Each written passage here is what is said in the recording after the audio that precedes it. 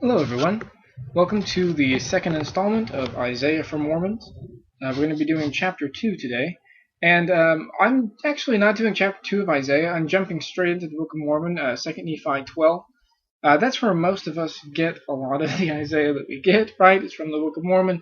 And I thought that the Book of Mormon's Isaiah is actually the oldest version of the Book of Isaiah that we have. There was a copy of the Book of Isaiah discovered in the Dead Sea Scrolls, but that is much later. That's honestly shortly before the time of Christ, and it's right around that time. So we're not really getting something that's quite as old. Whereas Second Nephi's Isaiah is from way back, right? They're bringing this out of Jerusalem with them and quoting it. So this is right around 600 BC. So the text is much older, and you're getting a little bit more of it. It's a little bit better than some of the other versions, although surprisingly similar. For something to have survived so well intact over the hundreds of years between Second Nephi's Isaiah and the Dead Sea Scrolls Isaiah is pretty good. I mean, there are some issues, but it's surprisingly good. So we're gonna talk about some of those issues, but it is impressive how well Isaiah was preserved in the intervening years between Lehi and the Dead Sea Scrolls. So we're going to start 2 Nephi 12. I will explain some of the differences, between 2 Nephi and the text that we have in the Old Testament. So let's just dive into there. The word that Isaiah, the son of Amos, saw concerning Judah and Jerusalem. And it shall come to pass in the last days, when the mountain of the Lord's house shall be established in the top of the mountains, and shall be exalted above the hills, and all nations shall flow into it. And many people shall go and say, Come ye, and let us go up to the mountain of the Lord, to the house of the God of Jacob. And he will teach us of his ways, and we will walk in his paths. For out of Zion shall go forth the law, and the word of the Lord from Jerusalem. And he shall judge among the nations, and shall rebuke many people. And they shall beat their swords into plowshares, and their spears into pruning hooks. Nation shall not lift up sword against nation, neither shall they learn war any more. So here in 2 Nephi 12, I decided to jump into 2 Nephi because, like I said, we're getting the same stuff in 2 Nephi, and it's just better here. It says, The word that Isaiah the son of Amos saw concerning Judah and Jerusalem. So I guess I should explain this. At this time, Israel isn't one big happy family anymore, right? It's united under David and Solomon, but then Israel and Judah split in half, okay? So Judah is the southern half of Israel. And I'm going to pull up a map later, and you'll notice this when you look at this. So Jerusalem is the capital of this southern kingdom, of Israel after it's been split in half. Okay, and so Isaiah is seeing this vision of Jerusalem, which is the capital of Judah. And it says, And it shall come to pass in the last days, when the mountain of the Lord's house shall be established in the top of the mountains, and shall be exalted above the hills, and all nations shall flow into it. Okay, so this is slightly different than the King James. This is one sentence in the King James rather than just being a clause, okay? Because this here just explains what's going to happen next, right? And all nations shall flow into it, and many people shall go and say.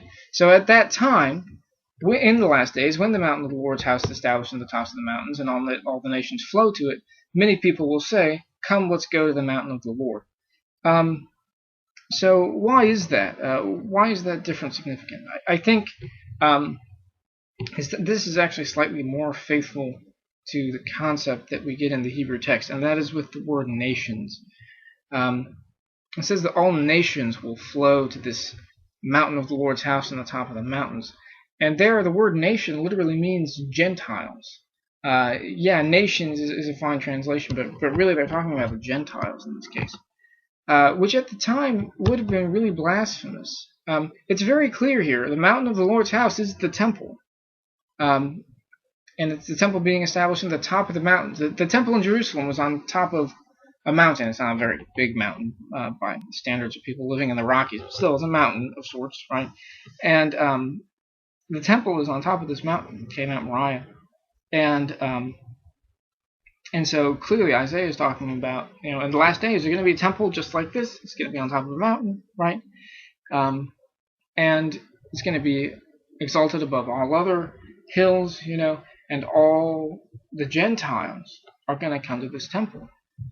And that's a very blasphemous thing for him to say at the time. And Isaiah is comfortable with blasphemy. He does it from beginning to end. That's kind of what Isaiah does. He's sort of an iconoclast. He comes in to shake people's notions of what things are really about religiously. That's his job, and he does it very well. So here he's talking about this temple of the last days. We call that the eschatological temple. It's a long word you can throw around in small social circles. So this mountain of the Lord's house will be established on the top of the mountains. And it will be exalted above the hills. That's an interesting... Why does he throw that in there? This is another dig, I think, at some of the fertility worship stuff we talked about in the last chapter. They used to have these sometimes fertility rituals and other, non-Jehovah religious practices that they would do in hills, high places. Okay, so he's saying, this is going to be better than any of the high places. This is going to be even better than the temple we have now. This is the end of days temple, okay? It's going to be established on the tops of the mountains. But the Gentiles are going to come to this temple. And so here in the Book of Mormon, this is explained by the second verse instead of being sort of separate from it. It's explained by the second verse. Why are all these people going to come? Because many people shall go and say, Come ye, let us go up to the mountain of the Lord, to the house of the God of Jacob. And he will teach us of his ways, and we will walk in his paths. For out of Zion shall go forth the law and the word of the Lord from Jerusalem. So the reason all these Gentiles are going to come to the mountain of the Lord and the tops of the mountains is because many people will go and bring them there, right? This very clearly to me is Isaiah seeing our day, right? How many temples do we have in Utah? We have quite a few in the mountains, right? And when you look at the name Utah, I've been told that Utah literally means the tops of the mountains. So literally we have a whole bunch of temples in the tops of the mountains, right? And all these people, aka missionaries, they go and they bring these people and say, Come, let's go to the mountain of the Lord, to the house of the God of Jacob, right? Now, you have to understand, why did he say the house of the God of Jacob? In Isaiah's time, there are obviously lots of different gods, and there are gods that are associated with sort of families sometimes and regions. Maybe you remember this odd detail. When Naaman, the Syrian, he gets leprosy, right, and Elisha heals him of his leprosy, he brings a bunch of dirt with him when he goes home. You remember that? He brings all this dirt home with him so that he can offer a sacrifice when he's in Syria, right? Because he thinks that, oh, well, gods are regional, right? So I have to bring dirt from Israel with me when I go back to sacrifice on him, because he's not going to acknowledge me if I'm not worshiping on his soil, right? So he literally brings dirt back so he can worship when he's gone back home, right? So that's the concept. So this sort of regional family deities. And this is why it's so ironic, because Isaiah is saying, no, this is not correct, right? People from all over the world are going to come to worship at the house of the God of Jacob, right? So Isaiah is seeing God as a God of the world, not as a regional deity, which is pretty revolutionary for his time. And it says, He will teach us of his ways, and we will walk in his paths. That's another reference to ancient temples. You have to understand that at the time, there was a lot of sort of walking through temples, and in other parts of the ancient Near East, not just in ancient Israel, they had these big temple complexes and these big sacred ways that you would walk going into the temple. Isaiah is going to use this image multiple times in his book, but there are these big sacred ways that you would walk going through the temple. And even the temple of Solomon in Jerusalem, or the tabernacle, when you look at that, it never happened this way because of the way the rituals were. But it is, I think, supposed to be suggestive of a path that you walk from outside through into the courtyard. You pass by the altar and the laver. You go into the tabernacle. There you have the showbread and the lamp. You go up to the incense altar. You pass the incense altar. and go through into the presence of God, right? And only one person ever did that once a year. Only the high priest once a year ever did that. But the idea is interesting. This way of the Lord, walking slowly towards the presence of God, right? And I think this is what this is supposed to be. Teach us of His ways, and we'll walk in His paths, right? And this is, of course, metaphorically walking in the way of the Lord, but also I think literally they're talking about the temple. They're going to walk in the way of the Lord. And then he explains how this is going to happen. For out of Zion shall go forth the law and the word of the Lord from Jerusalem. So once again, this is parallelism. The law is going to go out of Zion, and the word of the Lord is going to come out of Jerusalem, and we're going to bring all these people in so they can worship in the temple. One point about this is that there may be another fulfillment of this. The Old Gospel Principles Manual brings this up, that this is fulfilled obviously by the temple, right, in that dualistic way, but also out of Zion shall go forth the law and the word of the Lord from Jerusalem can be an allusion to the dual spiritual and religious capitals that will happen in the millennium, actually. That there will be sort of Jerusalem, which is going to, I guess, be the secular capital, as much as anything at that point is going to be secular, right?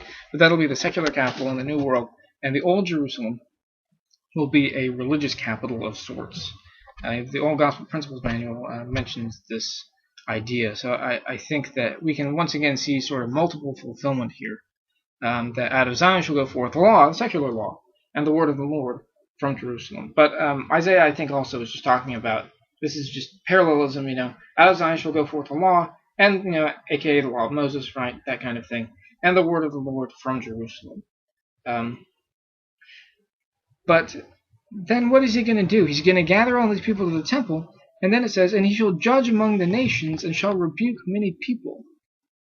So he's going to bring all these people to the temple, and then he's going to go out among those, apparently they didn't come, and they're going to have a really rough time, right? He's going to judge among the nations and rebuke many people. Presumably that means there's going to be a lot of problems, right? But then they will beat their swords into plowshares and their spears into pruning hooks. But this, I thought, you just think was so weird. How can you beat your sword into a plowshare, right? What does that even mean? When you look at plowshares from the time, plows were just these big wooden things that you kind of pushed along while you strapped an oxen to the front of it, and the oxen pulled it while you pushed it, and it sort of cut furrows in the ground so that you could plant, okay? But that wooden thing going into the ground, it has these two big handles, but the part that actually makes contact with the ground is just going to get torn to shreds by rocks. So what you do is you take a metal sheath and you stick it on the front so that it can go through the earth more easily, and if it hits rock, it doesn't shatter on you, right? And so all that these plowshares are, they really do just look like swords that have been folded around so you can stick it onto the end of this plowshare, okay? And that's what he's talking about here, that war is going to become obsolete. God's going to be king. He's going to have, there's going to be a lot of bad stuff that happens, but after that, war is going to be over. And their spears are going to be into pruning hooks. A similar thing with pruning hooks. Pruning hooks are just big long poles with a metal blade on the front that you can use to trim trees. So it's going to be the same kind of thing. Pruning hooks, they're just, all you have to do is sort of bend the end of the spear, and you can use it to cut the branches off of trees to make your fruit trees more productive. So all these things that were used to kill people for so long are going to be put to peaceful purposes, because nation shall not lift up sword against nation, neither shall they learn war anymore. War is going to be done at this point. And then in verse 5, he continues this temple motif. O house of Jacob, come ye, and let us walk in the light of the Lord. Yea, come, for ye have all gone astray, every one to his wicked ways. Therefore, O Lord, thou hast forsaken thy people, the house of Jacob, because they be replenished from the east, and hearken unto soothsayers like the Philistines, and they please themselves in the children of strangers. Their land also is full of silver and gold, neither is there any end of their treasures. The land is also full of horses, neither is there any end of their chariots. Their land is also full of idols. They worship the work of their own hands, that which their own fingers have made. And the mean man boweth not down, and the great man humbleth himself not. Therefore forgive them not. O ye wicked ones, enter into the rock, and hide thee in the dust. For the fear of the Lord and the glory of his majesty shall smite thee. Very strong words from Isaiah here. But he continues the temple motif and shows the contrast between the temple of the living God and these idols, and shows kind of how ridiculous idolatry is. So he says, House of Jacob, the one whose God is that temple is going to be built to, come ye and let us walk in the light of the Lord. An interesting phrase considering what he's just been talking about. In the temple, there was a big lamp, and in fact, depending on which account you believe, there were many big lamps. But there's a big oil lamp, or kind of a stand for multiple oil lamps. That's probably what this is. And it's in the temple, and it would provide a reasonable amount of light inside the actual temple area. But it's strange that he would bring that up, because only the priests were allowed in that area. That's the area right in front of the Holy of Holies. So, by the way, if you want a sort of really good visual of this, Ann Madsen made a DVD called Opening Isaiah, and it has this scene of her giving you a tour through the Temple of Solomon. It's actually pretty fantastic. But there's this area right in front of the Holy of Holies that has this big oil lamp in it. And like I said, only priests would have gone in there, so it's interesting that he's bringing this up as though everybody could go in, right? And he's just been talking about Gentiles going to the temple, right? So I think what he's doing is he's taking the temple of our day, in which good old-fashioned Gentiles like me, guys from Switzerland, can go to the temple, right? But combining it with the idea of the ancient temple so that people can understand, right? So coming and let us walk in the light of the Lord, literally going to the temple, but also figuratively learning from the Lord, walking in the light of the Lord, comparing that to the sort of darkness that people stumble around in when they're trying to figure stuff out on their own. And he says, come ye, for ye have all gone astray, every one to his wicked ways, right? So he's been talking about the ways of the Lord earlier, but now he's saying everybody has gone to their own wicked ways. Come back to the sacred way. Come back to the temple, right? Therefore, O Lord, thou hast forsaken thy people. Because they've gone astray, God has forsaken them, the house of Jacob, which is to say, Israel and Judah, right? Because they be replenished from the east, and hearken unto soothsayers like the Philistines, and they please themselves in the children of strangers. This is one of those phrases where, like, what are you talking about, Isaiah? But he says they be replenished from the east. So this means, that word replenished is kind of weird, but when you look at it in Hebrew, it means they're being filled up from the east, right? They're getting their ideas about true worship from everywhere except God, right? They're getting it from the east, from what's now Jordan. They hearken unto soothsayers like the Philistines out in the west of them, in what's now the Gaza Strip area and some other areas around there. And they please themselves in the children of strangers. And please themselves here seems to be shaking hands with or making agreements with the children of strangers, right? So from all these people all around, except God, they're getting their theology, right? And God, Isaiah continues to explain this. Their land also is full of silver and gold, neither is there any end of their treasures. Their land is also full of horses, neither is there any end of their chariots. So the people are like, hey, these guys are really rich. They have all kinds of silver and gold and treasures. They have all kinds of horses and chariots, which means they're powerful, right? So people feel like it's reasonable for them to make agreements with all these strangers and to listen to everybody else but God, because it seems like things are going very well for them, right? Now, you have to understand, chariots at the time are like tanks today. You'd have a guy on a chariot In fact, you'd have multiple people on chariots. You'd have one guy holding a shield for you, and then you'd have another guy with a spear, and then you'd have a guy shooting arrows off the back, right? So this is kind of crazy. I mean, you can run people over, stab them as you go by. You can just nail people with as many arrows as you want, and you've got that guy holding the shield for you the whole time so you don't get hit. I mean, you can imagine the devastation that a chariot would be. And he says there's no end of their chariots. So, financially and militarily, everybody seems to be doing really well, right?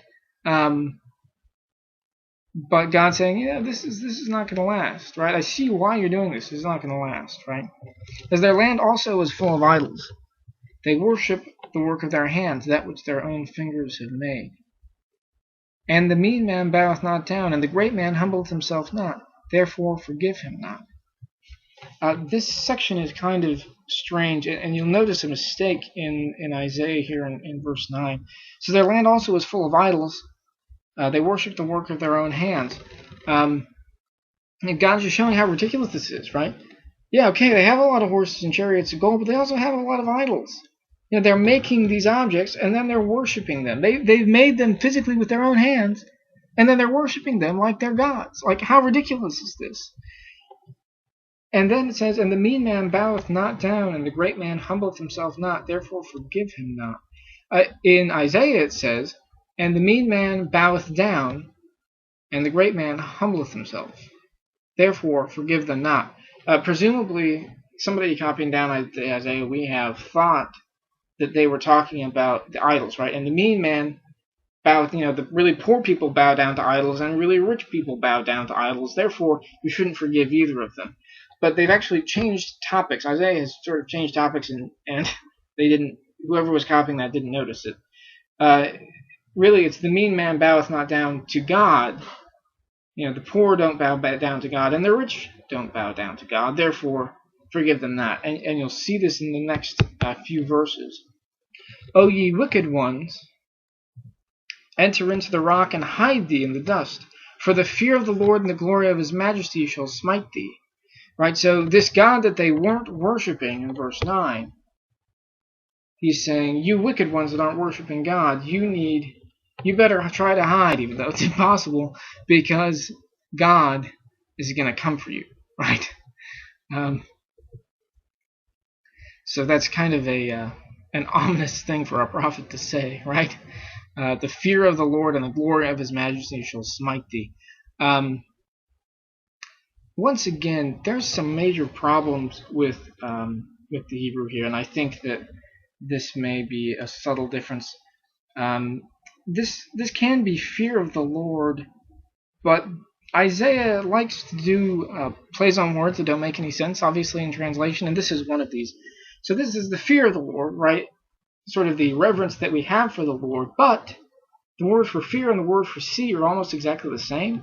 So this could be, for the seeing of the Lord, the presence of the Lord, and the glory of his majesty shall smite thee. Right? So it's kind of a joke. He's saying you should be afraid, you should have respect for the Lord, because the presence of the Lord and the glory of his majesty are going to smite you, right? Because you aren't bowing down to the Lord. And in verse 11, we'll explain a little bit more about this section and talk about some things that we saw there in verse 9. So in verse 11 it says, and it shall come to pass that the lofty looks of man shall be humbled, and the haughtiness of men shall be bowed down, and the Lord alone shall be exalted in that day. Right, so he's just talking about how the great man didn't humble himself, right? And the mean man didn't humble himself, right? The really rich and the really poor didn't humble themselves. Well, now they have to, right? It shall come to pass that the lofty looks of man shall be humbled, and the haughtiness of man shall be bowed down, and the Lord alone shall be exalted in that day. Right, so God's saying, yeah, you're not going to humble yourself voluntarily. I'm going to have to humble you, right? And that's exactly what he does. I mean, when you look at this in the context, the Assyrians are going to come in and humble them. And there's one point where God even says, yeah, Assyria, he's the rod of my anger. You didn't listen to me, so I'm hitting you with the Assyrians, okay? And I think this is an allusion to that idea that this is going to come to you guys if you don't repent. For the day of the Lord of hosts Notice, Lord of hosts, Lord of armies, right? The captain of armies. For the day of the Lord of hosts soon cometh upon all nations, yea, upon everyone, upon the proud and lofty, and upon every one who is lifted up, and he shall be brought low. And the day of the Lord shall come upon all the cedars of Lebanon, for they are high and lifted up, upon all the oaks of Bashan, and upon all the high mountains, and upon all the hills, and upon all the nations which are lifted up, and upon every people, and upon every high tower, and every fenced wall, and upon all the ships of the sea, and upon all the ships of Tarshish, and upon all pleasant pictures. And the loftiness of man shall be bowed down, and the haughtiness of men shall be made low, and the Lord alone shall be exalted in that day. So Isaiah is really laying into these guys, but this is a very valid warning. The day of the Lord of the hosts, the Lord of armies, soon cometh upon all nations, all the Gentiles, right? Once again, the word goyim. Yea, upon everyone, yea, upon the proud and lofty, and upon everyone who is lifted up, and he shall be brought low. All these people that have thought they were so great are suddenly going to find that they're having some major issues. And this is another part where it starts to get confusing. He's going to come on the cedars of Lebanon and the oaks of Bashan and the ships of Tarshish. What is he talking about, right? I'm going to pull up this map here, and we're just going to briefly talk about some of these places that may not make any sense. Alright, so when you look at the map here, in verse 13 it said, Yea, in the day of the Lord shall come upon all the cedars of Lebanon, for they are high and lifted up, and upon all the oaks of Bashan. You can see on the map, Lebanon is the area, it's labeled Phoenicia on the map. It's actually called Lebanon today. And Bashan is over there just east of the Sea of Galilee. Today that's the Golan Heights region and kind of southwest Syria. And then Phoenicia obviously is, Lebanon basically. It matches fairly well with modern day Lebanon. And Bashan, the Golan Heights is an absolutely beautiful area. There are lovely people there called the Druze. They have great apples. It's just really beautiful, lush, green, big oak trees, like it says, just absolutely fantastic. All kinds of nice green trees. Phoenicia had one of their major exports in Phoenicia actually was these big cedar trees. And in fact, these cedar trees were so long and sturdy that they were able to build these fantastic ships with them and create this giant shipping empire that went all over the Mediterranean Sea. And actually, there's some indication they went even all the way out to Wales to get tin. So, I mean, they're going all over. And there's a place called Tarshish we're going to get to in a minute, which is either in Spain or close to Italy. But anyway, it's way over there in the Western Mediterranean. So these guys have these giant cedar trees they can use for everything. And in fact, Solomon imports a bunch of them to use them in the temple when he's building the temple. Because one thing about this area is that the north part is actually very green. We think of the Middle East as being this horribly dry place, but it's not all like that. The north part, that area of Bashan and Phoenicia is fabulously green. The north is just very green. And then as you go south, it becomes drier and drier and more desertified, as it were, until you just get to the Negev Desert, which is just straight up rock, down there in the bottom. It just is rock and dry and kind of miserable once you really get south of Beersheba down there. But the thing about that area down south, and kind of the intermediate region that doesn't get a lot of water, the Jerusalem area, and a lot of that, is that you have to depend on the Lord to survive, right? You can't just irrigate like you can in Egypt. You can't just depend on the rain which falls consistently like you can way up north or in the Bashan area, right? It's like you're pretty close to not being able to grow enough food. And if it's a bad year, you won't be able to grow enough food and you're probably going to die, right? So they really depend on the Lord for water. And so there's this kind of interesting joke that he's making here. These guys think they're all great, and they have their nice big lush area that they live in. And they think that I can't reach out my hand and touch them, but God can always do it, right? They think that they're going to be all happy in their little green places, but God can still reach out and touch them, and He's going to, right? They're high and lifted up, just like their cedars, right? And the people of Bashan are high and lifted up, just like their oaks, but God is going to bring them low, right? So that's what he's talking about there. So I'm going to jump back to the text now really quick. So then in 14 he says, "And upon all the high mountains, and upon all the hills, and all the nations which are lifted up, and upon every people." So it doesn't matter how high you are, God is still going to bring you down if you don't listen to Him. Nobody escapes from this. There is no such thing as regional deities. Upon every people, nobody can escape from Him, right?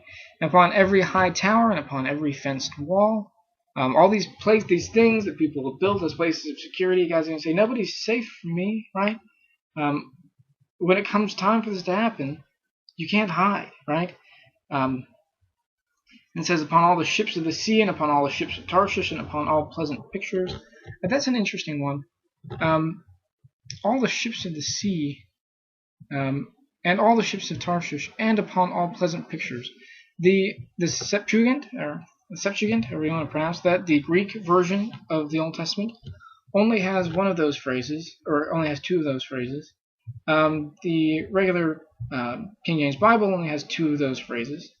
But the Book of Mormon has all three, once again showing that this is indeed the most ancient text probably that we could use to look at Isaiah with. It's kind of reassuring to see things like that. But people think that they can take their ships that go on the sea, they can take these ships all the way over to Spain, which is possibly where Tarshish is. Tarshish is either maybe in Spain or in maybe the Sardinia area, kind of around there, west of Italy. But nobody can escape, right? There are these. Doesn't matter how high the tower is. Doesn't matter how big the wall is, right? God can still come for you. You can't run away from Him, right? Jonah tries. You can't run away. And upon all pleasant pictures. This is probably a badly translated version of lighthouse, something like that. Based on those words, probably something like a lighthouse. And the loftiness of man shall be bowed down, and the haughtiness of man shall be made low, and the Lord alone shall be exalted in that day. No matter how much people have tried to escape, how much they've tried to sort of exalt themselves, God's coming for them, and He's the only one that's going to be exalted in that day, which is to say, the last days, right? And this goes back to verse 11. It goes on to say, "And the idols He shall utterly abolish."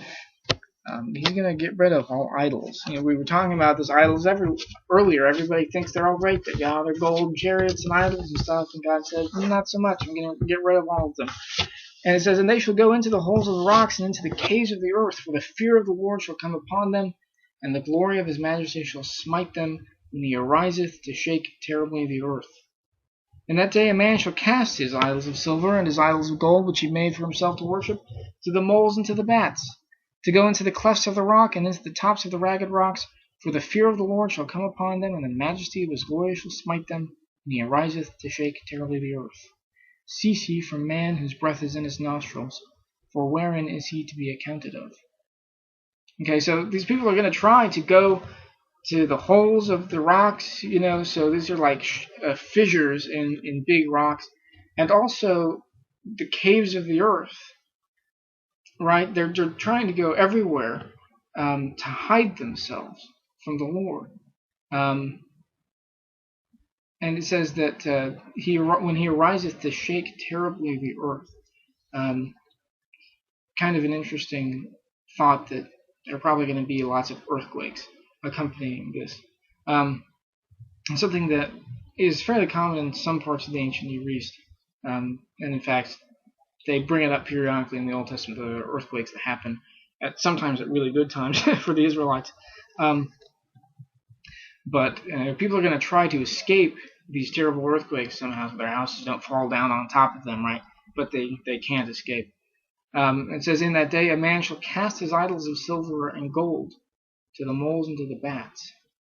Right? In other words, they're going to realize, finally, that these idols are worthless, right? So it says all the idols he shall utterly abolish, but how's he going to do that? These people are going to realize that it's the Lord. The fear of the Lord shall come upon them, right? They're realizing that these idols are worthless.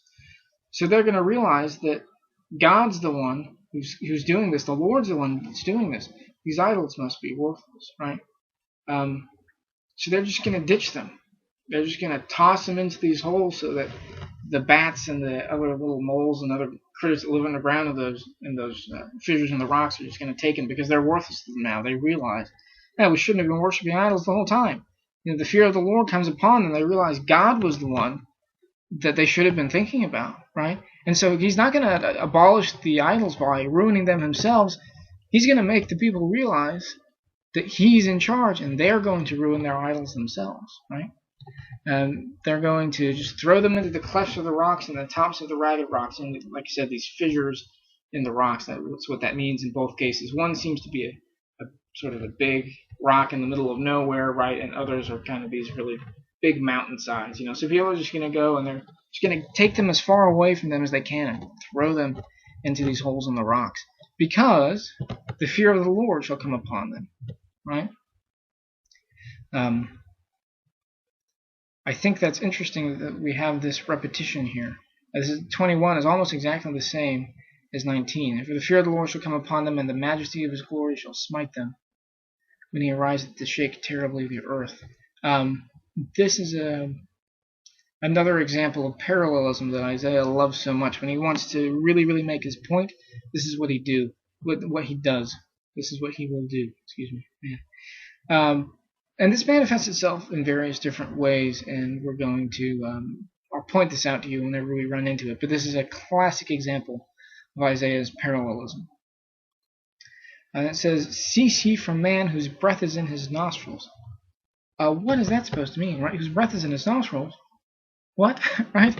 But when you go back to Genesis 1, it says that God breathed into man's nostrils the breath of life, right? So it's a very, very interesting image of God coming and breathing into Adam's nose, right? Almost like CPR, right? Kind of weird sort of CPR, and breathes into him his spirit, the breath of life, right? And then Adam, out of dust, becomes a living soul, right?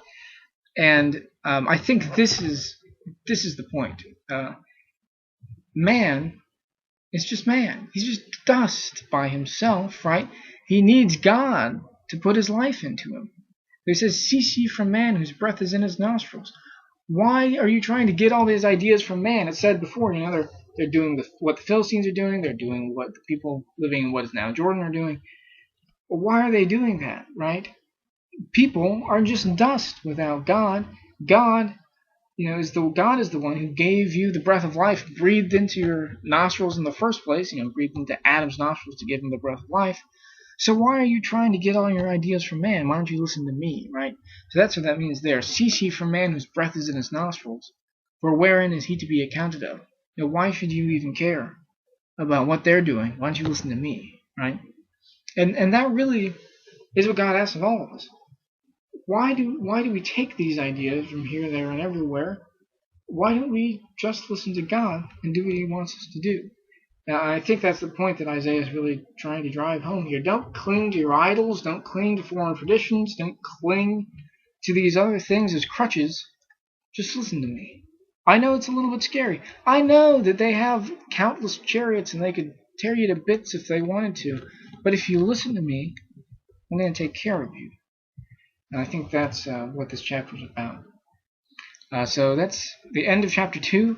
And when I get to it next, we will do some chapter 3. So I'll see you guys next time.